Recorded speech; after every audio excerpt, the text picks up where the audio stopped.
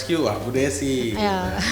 Nah, terus tantangan di lapangan Bu untuk hewan-hewan ini kan kayak anjing juga galak juga gitu Bu. Kucing juga kalau kita maksudnya baru ya mereka juga takut sama kita. Itu gimana Bu? Nggak takut kegigit atau apa gitu? Kalau kegigit saya udah sering kegigit sama anjing ya. Iya. Cuman kita juga harus mempelajari karakter anjing jalanan itu. Kita nggak bisa, walaupun anjingnya patah, seperti anjing yang tadi pagi saya rescue. Ibu jalan ke sini sempat rescue anjing dulu? Iya, udah izin sama Om Leti. Oh mungkin saya telat Om karena rescue dulu. Tadi malam ada anjing ditabrak. Info dari pasar, saya ke sana memang patah pinggangnya, cuman anjingnya waspada. Dia terus matanya terus mengikuti gerak saya harus waspada karena itu dia bisa tiba-tiba menerkam kita ya. Jadi saya cuma taruhin makanan. Nah sekarang habis ini saya mau ambil jaring sama kandang. Setelah itu kita jaring, kita minta bantuan dokter hewan untuk membius, baru saya bawa pulang. Karena dia diem. Kalau kita bertemu sama anjing, misalnya anjing jalanan yang kita tidak tahu karakternya, kalau dia gonggong menyalak, ya udahlah, gampang itu. Tapi malah itu gampang? Gampang. Kalau anjingnya menyalak, ekornya kibas-kibas terus gonggong, gampang kita taklukkan. Tapi kalau anjingnya diem, kita sudah tegur lebih dari 2 kali. Anjingnya diem, kita mending jaga jarak. Gitu. Karena dia tiba-tiba kadang-kadang nanti menyerang. Apalagi dia tidak dalam keadaan cacat. Sekarang dia patah pinggang, mungkin dia punya sesuatu untuk tidak bisa bergerak. Tapi kalau dia anjingnya sehat, normal, terus dia diam, kita tegur lebih dari 2 kali, mending kita mundur. Dia tiba-tiba langsung menyerang. Ya itu dah. Malah kalau dia gonggong ekornya itu hanya omong aja ya, kayak biasa kayak netizen tuh omong-omong tuh itu, enggak ada isi. Karena saya jujur sih takut banget sama anjing Bu. Saya takut banget sama anjing. Dan saya pernah tinggal di BTN Suite. Itu banyak banget anjing di situ. Jadi saya pernah dikejar ya pakai motor padahal Bu. Wow, digongongin. Jangan saya pakai mobil aja, kalau digongongin anjing masih ada rasa takut. Padahal sih di dalam mobil gitu. Nah, jadi terpikir tadi ya dengan pengalaman Mbak Desi di lapangan ketemu sama binatang-binatang yang butuh diselamatkan ini, kayak mungkin udah bukan yang mengerti bahasa mereka ya, tapi mungkin memahami gerak-gerik mereka ya, memahami gerak-gerik mereka dan terus mungkin dari gerak gestur tubuh gitu ya, udah mulai paham ya Mbak Desi ya. Itu aja. Kalau kita walaupun anjingnya mungkin dia sedang tidur-tiduran di jalan, biasa kalau ngeliat orang asing tuh mereka gonggong biasa. Tapi kalau anjing hanya ngelihat kita dari matanya terus waspada, udah nggak usah ditegur, pergi aja. Tadi dia nggak suka, nggak mau diganggu. Udah kita mundur aja. Nah berarti kalau yang kayak tadi kata Mbak Desi nanti ngambil jaring dulu, terus bawain kandang, ini sendiri dilakukan atau nanti sama tim yang always available yang berlima itu? Kalau saya ngambil kandang, saya kan di rumah teman karena kemarin saya 5 hari tidur di luar karena saya rescue ke Bayan sama ke Sekotong. Jadi saya tinggalkan kandang sama jaring saya di rumah teman saya, tim saya ini. Nah kebetulan saya butuh, sekarang saya mau ke sana ngambil, tinggal saya ambil anjingnya yang tadi waspada. Jadi kita harus pakai jaring. Jaring kita tidurkan sedikit untuk kenaikan. Terus itu nanti maksud saya sendiri Bu Desi atau sama tim? Sendiri.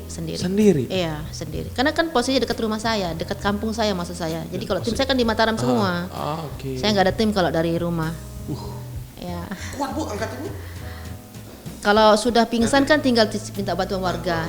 Hanya sedang tindakan aja saya yang maju sendiri. Sedang tindakan karena agresif anjingnya. Iya, resiko juga kalau orang yang tidak memahami Bu ya. Iya. Luar biasa nih. Saya excited banget ini karena ya mungkin kalau di kota besar banyak. Di Lombok saya baru ketemu Ibu. Nih ada teman saya dulu waktu di tempat kerja sebelumnya ada, tapi dia ya bukan tetap nggak rutin karena dia kerja kantoran. Jadi kalau mungkin pulang kantor baru dilakukan itu. Nah kalau kucing Bu ada susahnya? Kucing kita lebih gampang kucing, tinggal di jaring aja. Lagian kalau kita misalnya rescue kucing gampang saya titip sama teman. Mungkin titip di sini. Diminum dulu mungkin Bu Desi. Biar nggak keselak. Kita enjoy aja. Sambil silakan Bu Desi. Berarti ya kalau kucingnya karena ya binatangnya maksudnya semua juga bisa, semua nggak yang kalau anjing kan ada yang takut, ya, mungkin pikir ya dari sisi mungkin dia muslim jadi nggak enakan juga. Nah kalau kucing kan ya lebih enjoy lah kalau dititipin juga. Lebih gampang kita kucing, dan saya juga sering membeli kucing tapi yang dalam keadaan disiksa. Disiksa oleh majikannya gitu maksudnya Bu? Di sini sebenarnya pemerintah harus menyorot satu tempat yang dimana di situ orang-orang tempat memperjualbelikan ya kucing curian di sana. Ya, jadi banyak nih orang-orang yang membeli kucing kucing ras kan yang mahal. Nanti kucingnya main dicuri, dijual. Itu minimal 1 juta udah dapat duit itu kucing-kucing gembrong yang ras gitu ya. Diperjualbelikan. Oke. Jadi di satu tempat di daerah Cakra ini, di situ dijual kucing yang dimana orang-orang penjualnya itu membuat bagaimana caranya mereka men-treat kucingnya, taruh di dalam kandang sempit, panas, gak ada minum. Jadi kita pecinta kucing saat datang ke sana merasa sangat kasihan dan kita melakukan semua untuk mendapatkan kucing itu. Sengaja. Itu saya sengaja banget disiksa di tempat itu ya. Jadi kita mau ndak mau harus kita tebus. Jadi pernah saya tebus kucing 2020 pas malam Lebaran itu saya tebus itu sekitar 9 juta. Saya tebus kucing sekitar berapa belas ekor, tapi yang sakit semua sakit. Ada satu kucing dia melahirkan anaknya 6, ditaruh kandang kecil, panas, gak ada tutup, gak ada air minum pun. Saya bilang sama yang jual kucing, kamu punya anak? Saya bilang gitu, punya. Bagaimana rasamu? Kamu punya anak, kamu menyusui, tidak ada makanan dan minuman. Begini rasa hewan ini. Ingat, di akhirat nanti dia akan bersaksi buat kamu. Saya bilang begitu. Jadi saya tebus kucing-kucing yang sakit itu, langsung masuk klinik, dalam waktu 3 hari meninggal 4 ekor karena dehidrasi berat. Itu kucing ras semua, kucing gede semua atau. Jadi saya bawa ke rumah yang benar-benar sakit saya bawa. Jadi yang itu yang mungkin harus pemerintah harus disorot tempat itu, karena di sana juga diperjualbelikan hewan yang ilegal ya, seperti elang. Elang kan itu kan elang dilindungi. Di sana kita tinggal minta sama orangnya.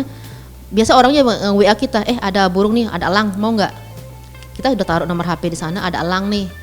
Ini apalagi burung hantu, semua di sana diperjualbelikan. Monyet, bayangin aja, memang monyet yang ekor panjang tidak dilindungi di sini. Cuman mereka diperjualbelikan di tempat itu, ditaruh dalam kandang kecil, monyet loh ya. Seperti kita, gerak-gerik mereka harus bebas. Ditaruh dalam kandang kecil, dikurung. Itu ditunggu tuh, disantap otaknya ya di tempat itu. Jadi sudah ada customernya mereka. Dan yang paling saya pemerintah tutup mata tuh Bu? Tidak ditahu sama pemerintah apa tutup mata pemerintah? Saya kurang tahu kalau itu. Cuman kita di sana saya merasa agak berat keluar masuk di pasar itu, karena yang saya dapat di sana udah uang keluar, hati sakit.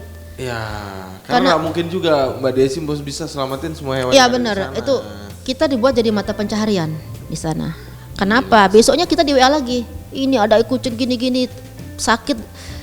Kita dibuat jadi mata pencaharian, diperes di tempat itu. Jahat banget. Itu. Dan itu harganya nggak main-main. Nggak ada yang di bawah 1 juta. Karena kita merasa nggak mungkin selamatin satu.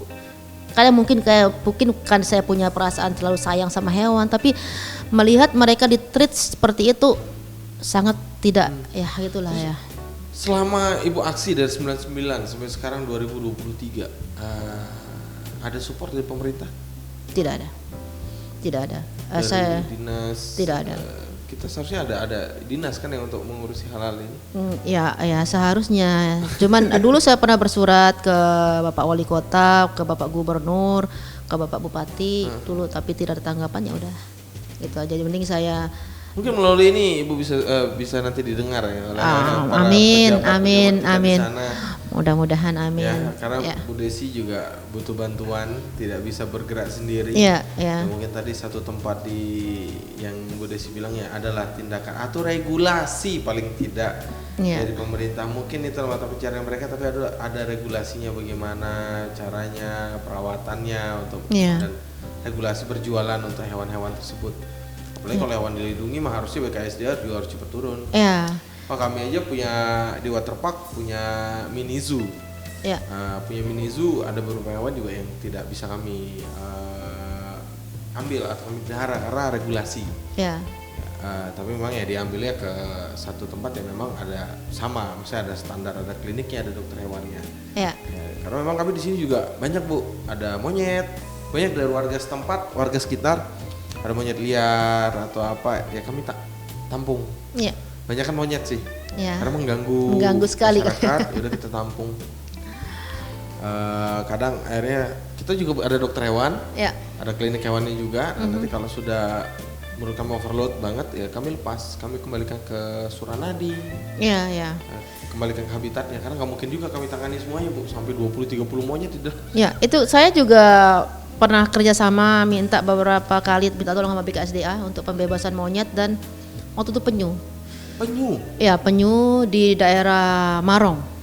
Ada penyunya sebesar, saya rasa penyu sudah sangat tua, itu sebesar setengah mobil saya besarnya. Itu udah tua banget Bu. Iya, itu 2 ekor. Sorry. Jadi di daerah Marong saya lepas sendiri akhirnya karena nego nggak ada solusi. Ini penyu butuh air, harus cepat bebas karena nggak mati dia. Karena saya dengar sudah 3 hari dia diikat di situ. Saya tebus penyunya, saya lepas di depan Hotel Pasifik. Itu 2 kali saya pembebasan penyu. Saya bilang sama warganya di sana, ini hewan dilindungi, tidak boleh walaupun alasan kalian terjerat sama jaring harus lepas. Iya, harus lepas. Gitu, ya. Ya kalau saya di Labuan Haji kalau itu Bu, saya nemu ada penyu waktu itu makan di sana terus ada penyu yang diikat.